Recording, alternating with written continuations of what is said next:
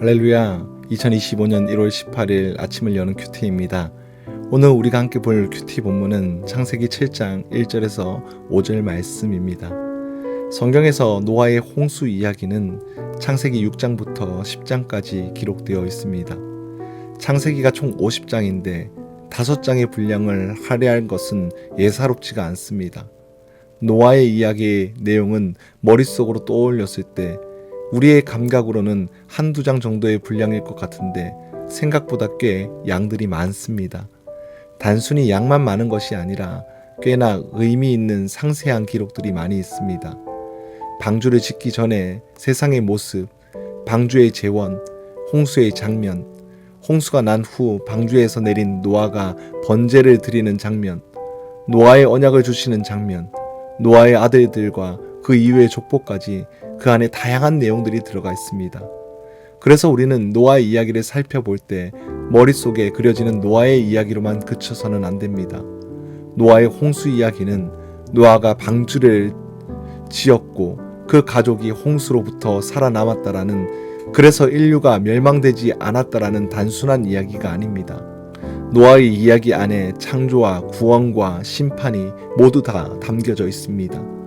하나님께서 창조하신 만물을 이해하는 중요한 자료가 담겨 있고, 우리가 어떻게 예배를 드려야 하는지, 우리가 오늘 어떻게 살아가야 하는지, 우리가 어떻게 구원을 받게 될지, 또 어떤 심판으로 세상에 심판하게 될지, 노아 이야기는 우리가 생각보다 더 크게 광범한 세계를 포함하고 있습니다. 노아는 하나님께서 명령하신 대로 준행하였습니다. 하나님께서 가르쳐 주신 대로 방주를 지었고, 그리고 그 안에 먹을 양식들을 말씀하신 대로 채워 넣었습니다. 모든 것이 준비된 지금 하나님께서는 드디어 방주 입성을 명령하셨습니다. 1절은 이렇게 기록하고 있습니다. 여호와께서 노아에게 이르시되 너와 내 온 집은 방주로 들어가라. 이 세대에서 내가 내 앞에 의로움을 내가 보았음이니라. 모든 것이 다 준비되고 난 뒤 여호와께서는 드디어 노아에게 말씀하셨습니다. 너와 내 온 집은 방주로 들어가라 라고 이야기합니다. 이제는 때가 되었습니다. 하나님께서 계획하신 대로 홍수의 심판이 가까이 왔다라는 겁니다. 놀라운 사실은 우리가 창세기 6장 후반절에서 오늘 7장으로 넘어가는 동안 무려 120년이라는 시간이 흘렀다라는 겁니다. 6장과 7장의 시간의 간격이 굉장히 크게 나고 있지 않습니까? 하나님께서 명령하신 대로 노아가 준행하여 방주를 지었다라고 기록하고 있는데, 한 문장에 담긴 세월의 무게는 엄청나게 나타나 있다라는 겁니다. 하나님의 방주의 입성을 명령을 들었을 때 노아의 마음을 한번 생각해 보시기 바랍니다. 얼마나 감격스러웠을까요? 아니, 감격을 넘어서 수만 가지의 순간들이 머릿속으로 스쳐갔을 겁니다. 방주를 만들면서 육체적으로 힘들었던 수많은 순간들, 다가올 홍수에 대한 두려움들, 성경에 기록되어 있진 않지만 사람들이 엄청난 조롱이 있을지 모릅니다. 그 모든 시간들을 뒤로하고 이제 방주에 입성할 시간이 다가왔습니다. 오늘 본문에서 하나님께서는 특히 방주에 들어가야 하는 생물에 대해 말씀하고 계십니다. 그런데 이것은 일전에 한번 말씀하신 적이 있었습니다. 방주를 만들기 전 6장 19절과 20절에 방주에 탈 생물들에 대해 말씀하셨던 명령이 있었습니다. 그런데 오늘 본문에서 한 번 더 반복하고 계십니다. 방주를 만들기 전에 당부하셨지만 방주를 다 만들고 나서 방주 입성을 명령하시면서 노아의 집의 일원인 생물들에 대한 명령을 다시 일러주고 계시는 것입니다. 2절과 3절은 이렇게 이야기합니다.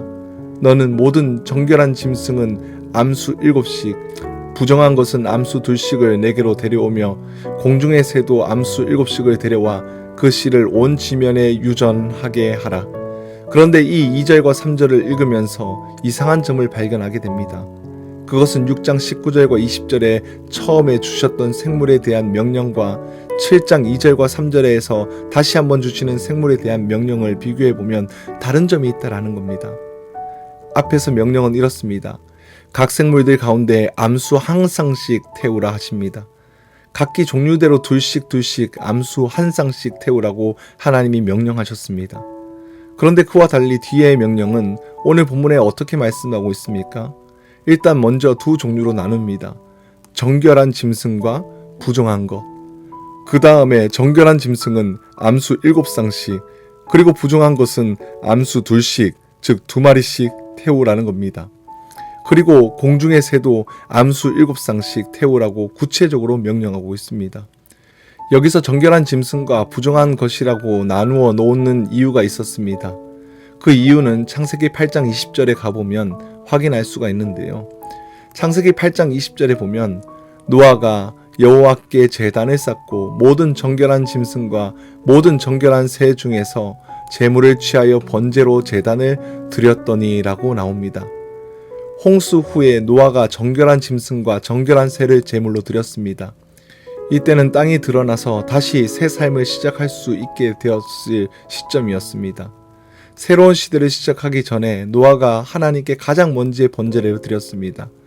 그런데 아무거나 드리는 것이 아니라 정결한 짐승으로 제물을 드렸던 것입니다. 하나님께서는 정결한 짐승과 그렇지 않은 짐승을 구별하신 것은 홍수 후에 하나님께 드려야 할 제사의 제물이 필요했기 때문입니다. 그렇다면 왜 정결한 짐승은 그렇지 않은 짐승보다 더 많이 7쌍씩 실어야 했을까요? 사실 답은 간단합니다. 한 쌍씩만 싣게 되면 나중에 홍수로 끝나고 그것을 제물로 죽여 바치면 그 종은 멸종되어 버리지 않겠습니까? 그래서 정결한 짐승은 제물로 드릴 것까지 감안해서 더 많이 태운 것입니다. 게다가 홍수 이후에 하나님께서 허락하신 것이 한 가지가 있었는데 바로 고기를 먹을 수 있도록 허락하셨다라는 겁니다. 홍수 이후에 노아가 하나님께 번제를 드린 후에 하나님께서는 창세기 9장 3절에 이렇게 말씀하십니다. 모든 산, 동물들은 너희가 먹을 것이 될지라 채소같이 내가 이것을 너희에게 다 주노라. 그런데 사람들이 동물을 먹을 때 전부 다 먹을 수 있는 것은 아니었습니다. 물론 시간이 많이 흘러서 모세시대가 되어서야 정한 동물과 부정한 동물에 대한 율법이 주어지긴 했지만 많은 학자들은 노아 때 허락하신 식용동물은 정한 동물들이 있었을 것이라고 이야기합니다.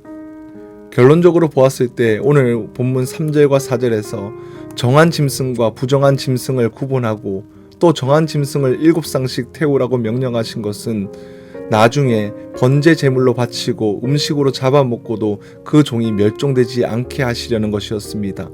오늘 우리가 말씀을 묵상한 가운데 두 가지를 생각해 볼 수 있습니다.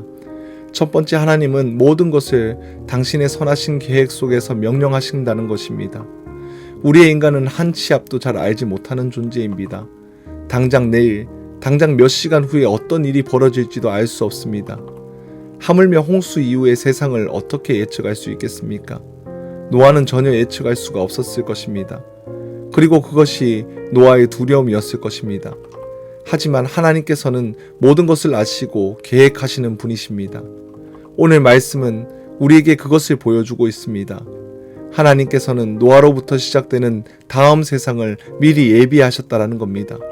노아가 홍수 이후에 펼쳐질 세상을 어떻게 살아가야 하는지, 무엇으로 시작해야 하는지 어렴풋이 알고 있었는지 모르겠지만 모든 것을 알 수 없었던 것입니다.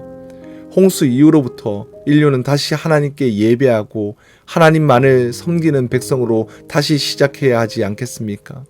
그래서 하나님은 노아가 하나님께 번제 제사를 드릴 수 있도록 예비하셨고 고기를 먹고 살되 정결한 것으로 먹을 수 있도록 준비하신 것입니다. 사랑하는 더세온교회 성도 여러분, 하나님께서는 모든 것을 하나님의 선하신 계획 속에서 명령하시는 분입니다.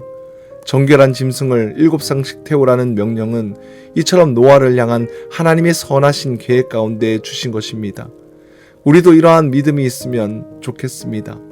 하나님께서 오늘 우리에게 각자에게 주시는 명령, 그리고 오늘 걷게 하시는 이 길은 하나님의 선하신 계획 속에서 우리에게 명령하시고 보이신 길입니다. 두 번째로는 우리는 정결한 제물을 가지고 하나님으로 나아가야 한다는 겁니다. 학자들은 노아가 정결한 제물이 될 동물들과 함께 방주에 들어간 것이 마치 정결한 제물을 들고 장막과 성전에 들어가는 제사장을 보여준다라고 설명합니다. 방주도 장막도 성전도 하나님의 구원이 있는 장소입니다. 구원의 장소에 들어갈 때 정결한 제물을 가지고 들어간다라는 겁니다. 오늘 우리는 예수 그리스도라는 정결한 대속제물로 가지고 하나님 앞에 나아가고 있습니다. 이것이 없이는 구원의 자리에 나갈 수 없는 것이죠. 그럼 우리는 어떻게 제물을 준비해야 합니까? 준비할 필요가 없습니다. 하나님이 이 모든 것을 준비하셨기 때문입니다. 방주에 태울 정결한 제물을 하나님이 명령하셨고 하나님이 들어가게 하신 것처럼 우리의 대속 제물 되신 예수 그리스도는 하나님께서 예비하셨습니다. 그리고 우리에게 값없이 주신 것입니다. 사랑하는 성도 여러분, 정결한 제물을 가지고 하나님 앞에 나아가기를 바랍니다. 예수 그리스도를 진실하게 마음으로 믿는 믿음과 그래서 죄인이었던 나의 존재를 근본적으로 회개하는 회심과 그분을 나의 왕이요 주인으로 모시는 결단 없이 방주를 탈 수 없습니다. 나는 지금 방주에 타고 있습니까? 저는 저와 우리 성도님들 모두가 방주에 타고 있다라고 말씀할 수 있기를 바랍니다. 말 못하는 사람들은 진지하게 우리가 고민해야 할 것입니다. 그리고 심판이 오시기 전까지 빨리 우리는 방주에 올라타야 합니다. 하나님은 선하시고 분명하신 계획 가운데 우리에게 명령하십니다. 정결한 제물을 7상씩 태우라는 이유가 있었던 것처럼 우리에게도 명령하시는 이유가 반드시 있습니다. 그 이유와 계획을 반드시 선하다라는 사실들을 믿고 신뢰하길 바랍니다. 정결한 제물을 가지고 하나님 앞에 나아가기를 바랍니다. 예수님을 진실하게 믿는 믿음 안에 거하고 정결함과 거룩함으로 살아가기를 소망합니다. 오늘 저와 우리 성도님들 모두가 구원의 방주에 올라타서 그 나라에 가기까지 믿음으로 살아가길 주님 이름으로 간절히 기도합니다.